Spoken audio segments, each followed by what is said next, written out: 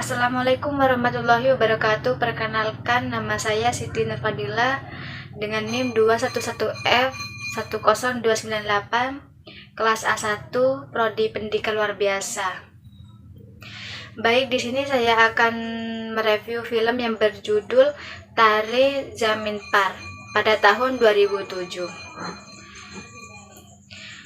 Film ini berkisah tentang kehidupan anak kelas 3 SD yang bernama Ihsan yang menderita diseleksia, sehingga dia kerap mendapatkan perundungan dari teman-temannya, bahkan dari gurunya. Di awal film, kita diperlihatkan seorang anak sekolah yang turun dari bis sekolah. Ia bernama Ihsan, seorang anak kelas 3 SD. Setibanya di rumah, Ihsan langsung melakukan kegemarannya, yakni melukis. Saat ditanya oleh ibunya hasil ujian dan apakah ada PR atau tidak, Ihsan malah memilih lari dan bermain di luar. Ketika dia bermain bersama teman-temannya, Ihsan salah melempar bola, sehingga dia dimarahi oleh teman-temannya. Bahkan, salah seorang temannya yang bernama Rajid menyebutnya idiot. Mendengar hal itu, Ihsan pun marah, hingga terjadilah perkelahian antara keduanya. Pada sore harinya, orang tua Rajid mendatangi orang tua Ihsan karena untuk meminta pertanggungjawaban karena anaknya luka-luka saat berkelahi dengan Ihsan. Mengetahui hal itu, ayah Ihsan bukan membela tapi langsung marah dan memukul Ihsan. Padahal Ihsan juga terluka pada perkelahian itu. Tak hanya itu, ayahnya juga mengancam Ihsan jika satu kali lagi dia membuat masalah, maka dia akan dikirim ke sekolah asrama. Di sekolah, Ihsan juga dapat perlakuan buruk dari teman-temannya. Dia sering mendapatkan perundungan. Dia mendapatkan perundungan karena dia belum bisa membaca, menulis, dan berhitung. Bahkan, Ihsan juga pernah dikeluarkan dari kelasnya karena tidak bisa membaca. Ihsan mengatakan kepada gurunya jika huruf yang akan dia baca seperti tampak menari-nari, sehingga pernyataan tersebut membuat gurunya marah. Karena ibu guru menyangka Ihsan melawak. Keesokan harinya, Ihsan tampak malas untuk sekolah, sehingga dia memilih untuk bolos sekolah dan berkeliaran di kota sendirian, mengunjungi tempat baru dan berpetualangan di perjalanan tersebut. Pada malam harinya, Ihsan menceritakan pengalamannya itu pada kakaknya yang bernama Yohan, sembari meminta tolong pada kakaknya untuk menuliskan surat izin palsu agar tidak kena hukuman. Akhirnya sang kakak pun membuatkan surat izin palsu untuk Ihsan. Beberapa hari kemudian, ibu guru mengadakan ujian matematika dadakan, sehingga membuat Ihsan terlihat bingung karena dia belum bisa membaca, menulis, dan juga berhitung. Sehingga kemudian Ihsan menjawab soal tersebut dengan kemampuan imajinasinya. Namun sayang, satu soal baru mau dijawab, waktu ujian habis. Naasnya lagi, jawaban Ihsan itu salah. Akibat perilaku Ihsan yang dianggap tidak normal dan catatan akademik yang banyak, membuat orang tuanya ke sekolah. Ibu kepala sekolah mengatakan, dengan kondisi Ihsan yang demikian, kemungkinan dia tidak akan naik kelas. Padahal tahun lalu dia sudah pernah tidak naik kelas. Dan ibu kepala sekolah menyarankan agar Ihsan pindah ke sekolah luar biasa atau SLB. Sepulang dari kantor kepala sekolah, ayah Ihsan marah atas pernyataan ibu kepala sekolah. Karena baginya Ihsan bukanlah anak berkebutuhan khusus, namun dia hanyalah anak yang malas belajar dan nakal. Untuk membuat Ihsan lebih disiplin, ayah Ihsan berencana memindahkan Ihsan ke sekolah asrama. Tapi Ihsan tidak setuju dengan hal itu dan berusaha Ihsan untuk menolak keputusan ayahnya tersebut. Karena dia tidak mau jauh dari keluarganya, karena menurutnya keluarga adalah berharga. Akan tetapi, keputusan ayah Ihsan sudah bulat. Akhirnya mereka sekeluarga mengantarkan Ihsan ke sekolah asrama. Di sini sang ibu tampak tidak tega melepaskan anak bungsunya itu.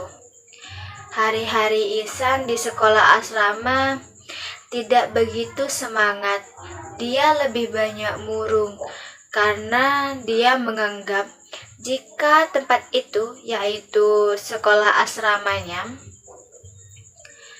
adalah hukuman atas kekurangan yang dia miliki. Terlebih lagi, perilaku Ihsan yang tidak biasa membuat dia kembali mendapatkan perundungan dan dipandang sebelah mata oleh para guru dan teman-temannya. Sehingga sebutan bodoh, idiot sangat akrab di telinga Ihsan.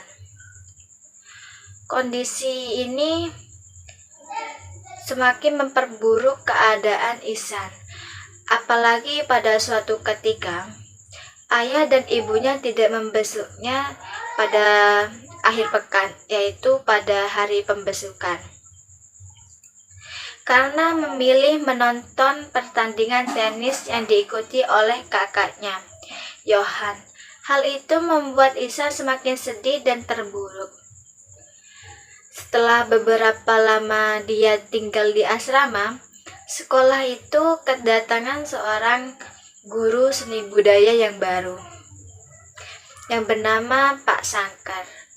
Pada pertama kali datang, Pak Sangkar sudah terlihat berbeda dengan guru-guru lainnya. Dia menggunakan metode pengajaran yang membuat para siswa nyaman dan bahagia, sehingga siswa lebih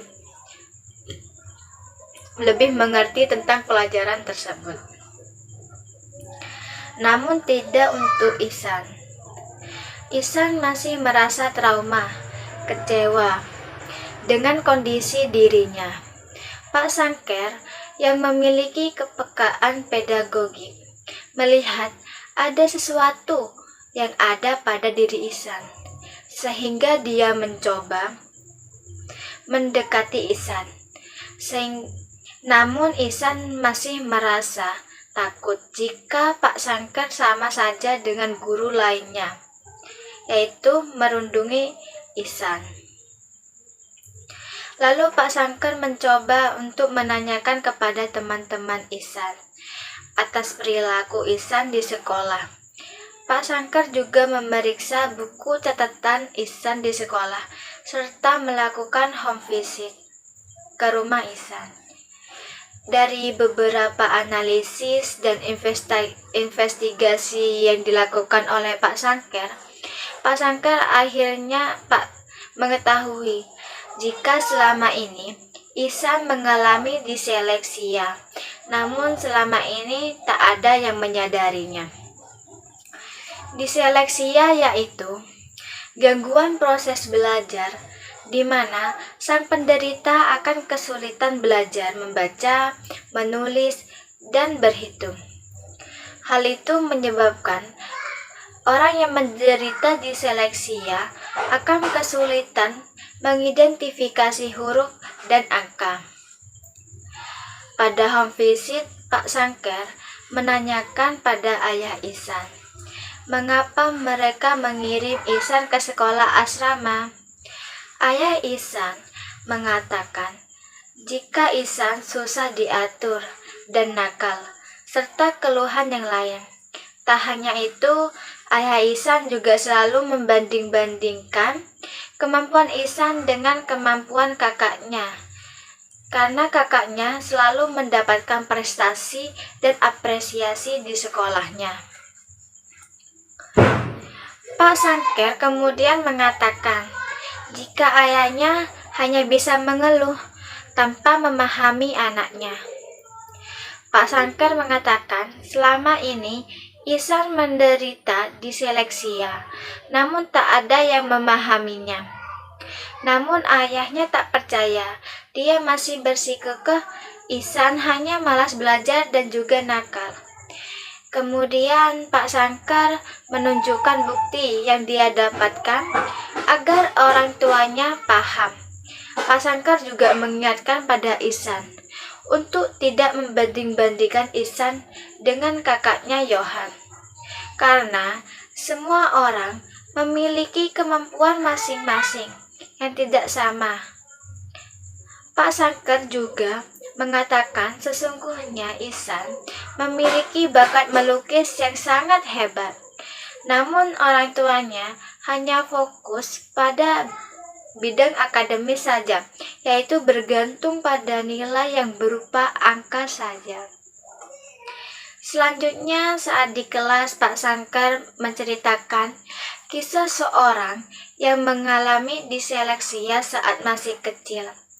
Namun beberapa waktu kemudian, anak itu dapat mengguncang dunia dengan temuan yang dia hasilkan. Dan yang diceritakan tersebut adalah Pak Albert Einstein. Setelah pembelajaran selesai, Pak Sangker mencoba mengobrol dengan Ihsan untuk mencurahkan perasaannya. Sehingga semenjak kejadian itu, semenjak Pak Sangker menceritakan tentang perasaannya juga kepada Ihsan, semangat Ihsan semakin tinggi karena ada yang memahaminya menurut Ihsan. Pak Sangker dengan sabar mengajari Ihsan membaca, menulis, sehingga lamban laun Ihsan juga bisa. Beberapa kemudian, Pak Sangker mengadakan lomba melukis untuk warga sekolah. Semua yang ada di sekolah bisa mengikuti lomba tersebut, termasuk murid, guru, ataupun pegawai lainnya. Dan Ihsan juga ikut melukis, pemandangan yang sangat indah, jauh dari ekspektasi untuk anak SD seumurannya. Akhirnya dia dinyatakan menjadi pemenang lomba melukis saat pembagian rapot. Saat pembagian rapot, orang tua Ihsan diundang kepala sekolah ke kantornya bahwa anak mereka Ihsan diapresiasi dan memberikan buku tahunan sekolah dengan cover lukisan Ihsan yang membuat orang tuanya kaget, namun bahagia dan menangis terharu karena mereka tidak menyangka bahwa Ihsan memiliki kemampuan yang sangat luar biasa, yaitu melukis. Karena mereka hanya melihat kepintaran seseorang dari nilai atau dari akademik. Orang tua Ihsan berterima kasih kepada Pak Sangker. Jadi, seperti itulah kisah perjuangan Ihsan yang kehidupannya serba salah di kelas karena dia memiliki diseleksia, sehingga dia kerap mendapatkan perundungan dari teman-temannya, bahkan gurunya. Jadi pesan moral yang dapat kita ambil yaitu Setiap anak memiliki kemampuannya masing-masing. Kita tidak boleh memaksakan kehendak kita atau ambisi kita kepada anak tersebut, karena belum tentu anak tersebut mampu apa yang kita perintahkan, namun dia bisa lebih luar biasa dari apa yang tidak kita pikirkan. Terima kasih sudah melihat video ini. Assalamualaikum warahmatullahi wabarakatuh.